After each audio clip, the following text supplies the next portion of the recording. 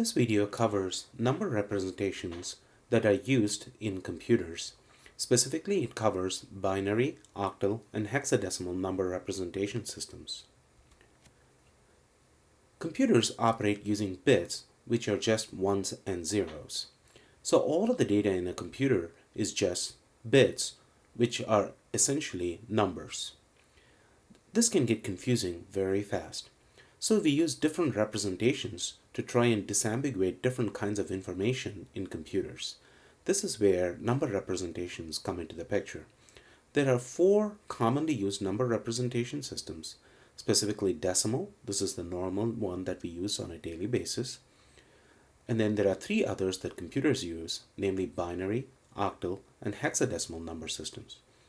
These number systems are even used by the browser to send and receive data from servers, and we'll use number systems for some of the operations later on in this course. C++ supports all the four number systems to represent literals in programs. Normally, numbers are treated as decimals, but if the number starts with 0b, it is considered binary. If it starts with just a 0, it is considered an octal number. If the number starts with 0x, it is considered a hexadecimal number. So for example, in the sample code shown in the main method, there are four different representations for the number 12 in decimal, binary, octal, and hexadecimal number systems. Correspondingly, C++ provides different input-output modifiers that can be used to perform I/O in three different bases. So for example, in this example code, it reads a number as a hexadecimal value and then prints the number in decimal, octal, and hexadecimal notation. We typically do not use the stud : decimal modifier because by default it is inserted. So these input-output manipulators are convenient for reading numbers in different representations, and the online documentation has additional information about these input-output manipulators that you can use. Now let's look a little bit into how these numbers are represented and how to interpret them. Let's do a quick review about number representation that we have been using since pretty much kindergarten. Basically, we have 10 symbols, 0 through 9, that we use to represent 10 different values. Once we exceed 10 values, we use powers of 10 and sequence of the above symbols to represent larger values. So for example, 386 would have 6 in the units place, 8 in the tens place, and 3 in the hundreds place. Now let's look at how we break these numbers into units, tens, and hundreds place. Essentially, we do successive division by the base, which is 10 in this case. So we start with 345 and repeatedly divide it by 10, and we look at the remainders of these division and write them in reverse order to get 3, 4, and 5. I know it's a little odd to think of these numbers this way, but this is how the basic number system works in decimal. Conversely, given the three digits 3, 4, and 5 in different powers of 10 places, we can combine them into a single number by multiplying by powers of 10 and adding those values together. So we would get 300 plus 40 plus 5, which would be equal to 345.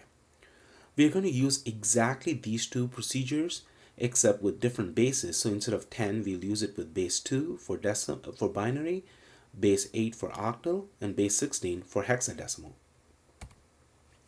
Now let's look at the binary number representation. There are only two symbols in binary, namely 1 and 0, and larger numbers are represented using sequences of ones and zeros. A key here to note is the use of subscripts to indicate different base values. So notice how 0 to the base 2 is written as being equal to 0 to the base 10. So that means 0 is to base 2 in binary is the same as 0 in the decimal number system. So when we work with binary, we're just going to use ones and zeros, but use powers of 2 to represent numbers. Let's look at how to convert a decimal number to binary. So for example, we're going to convert the number 5 to binary through successive division. So we'll start with the number 5 divided by 2. So we get a remainder of 1 and a quotient of 2. Since the quotient is not less than 2, we divide it again by 2. Now we get a remainder of 0 and a quotient of 1. Now we take those remainders, write them in reverse, and 5 to the base 10 will be 101 in binary. Let's do another example. Let's convert the number 12 to binary. We start with 12 divided by 2. You get the remainder 0 and a quotient of 6. 6 is not less than 2, so we're going to divide it again to get remainder 0 and a quotient 3. 3 is not less than 2, so we're going to divide it again to get a remainder 1 and a quotient of 1. Since 1 is less than 2, we're going to stop there, write the numbers in reverse order, and we get 12 to be equal to 1100 in binary. Now let's look at how to convert a binary number to decimal. Here, instead of dividing by powers of 2, we're going to multiply by powers of 2 and add the values together. So given the binary number 110, we are going to convert it to decimal by multiplying by powers of 2. So 0 is multiplied by 2 power 0, 1 is multiplied by 2 power 1, and the highest number 1 is multiplied by 2 to the power 2. So we get 4 plus 2 plus 0, which will be equal to 6. So we can say that 110 in binary is equal to the number 6 in the decimal system. Now let's convert a larger number, 11010, to decimal. Here again we multiply by successive powers of 2, and we get 16 plus 8 plus 0 plus 2 plus 0, which will be equal to 26. Here's a quick tip for verification. If you have even valued binary numbers or numbers that have a 0, binary numbers that have a 0 at the end, they must result in even valued decimal numbers. Same way, if your binary number has a 1 at the end, then you will get an odd valued decimal number. Here's a table showing the different decimal numbers and the corresponding binary representation for convenient reference. So keep in mind that given an unsigned binary number that has k bits or k positions, the minimum number that you can represent is 0, and the maximum number that you can represent is 2 to the power k minus 1. So for example, if k, or the number of bits that we have, is 8, the maximum number that we can represent will be 2 to the power 8 minus 1, which will be 255 to the base 10. Now let's look at octal representation. We're going to do a very similar process like we did with binary, except octal is to the base 8, and it uses symbols 0 through 7. And then larger powers or larger numbers are represented by increasing powers of 8. And it's relatively easy to convert between octal and binary systems. Now let's start with converting a decimal number to octal. So here we're going to convert the number 83 to octal. So we start with 83. We divide it by 8 to get a remainder 3 and a quotient of 10. Since 10 is not less than 8, we're going to divide it again by 8. We're going to get a remainder of 2 and a quotient of 1. Since it's less than 8, we're going to stop there, write the numbers in reverse order, and we get 83 in decimal to be equal to the number 123 in octal. Now let's do the reverse, convert a octal number to decimal. Here you're given the octal number 5, 6, 7, and we are trying to convert it to decimal by multiplying by powers of 8 and adding the values together. So here we get 5 multiplied by 8 squared, which is 320, plus 6 multiplied by 8, 48, plus 7, which was equal to 375. So 5, 6, 7 is equal to 375. Let's take a quick peek at how to convert a octal number to binary, which is pretty straightforward. Given each octal digit, just write 3 digits for each one of those to convert them to binary. So for example, 1 to the base 8 is 001 in binary, 2 to the base 8 is 010 in binary, and 3 to the base 8 is 011. So these are just converting those numbers to decimal and then converting it to binary, but here we're doing a shortcut. And then given 1, 2, 3, we can simply write those 3-digit binary numbers for each one of those digits, and we get the binary representation for 1, 2, 3 from its octal representation. Correspondingly, converting a binary number to octal is also straightforward. Here we group the binary numbers in sets of 3 from right to left and write the corresponding octal digits for these. So given this binary number, we group them into bits, 3 bits, and for each one of those bits, convert them to octal. So here all 3 zeros become 0, 110 is 6, and 10 is 2. So we simply write 260 to the base 8, which gives the octal representation.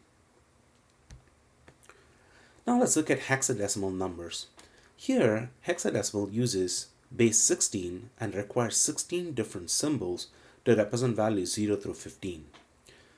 So hexadecimal needs more symbols than the decimal number system.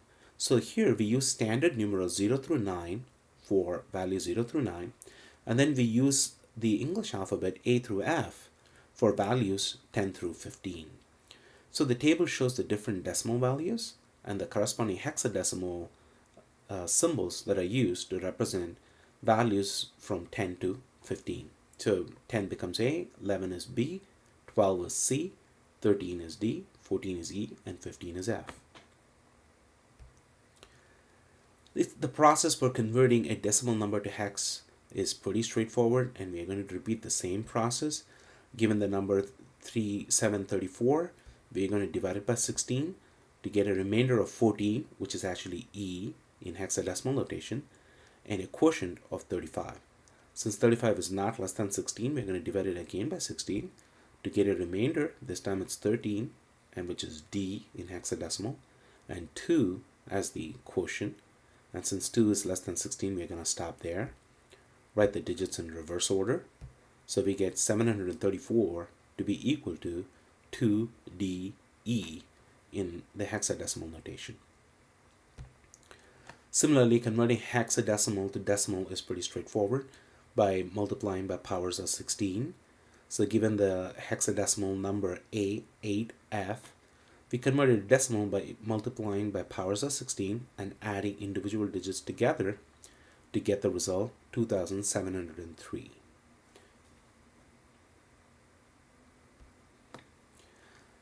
Hexadecimal to binary conversion is also pretty straightforward. Here, instead of grouping 3 bits like we did with octal, we're going to group 4 bits at a time to represent 16 different values, 0 through F, and we're going to do it in a left to right manner. So given the hexadecimal number 1C3, we're going to write the binary for each one of those digits. 1 is 0001 because we want to use 4 digits there. C is 12, so it's going to become 1100, 4 digits, and 3 is 0011. And then we just simply write those digits together, so 1C3 becomes that long binary number. Similarly, converting binary to hexadecimal is pretty straightforward. Here we group numbers in sets of 4 bits from a right to left manner, and then simply write the hexadecimal notation for each one of those. So here, given the following, that binary number can convert it to hexadecimal by grouping 4 binary digits at a time and writing the hexadecimal notation for those 4 digits. So here that binary number becomes 130 in hexadecimal. Here is a table showing all of the different numbers in binary, decimal, and hexadecimal notation, just as a handy reference. And we will continue to work with binary, octal, and hexadecimal numbers in different aspects of this course.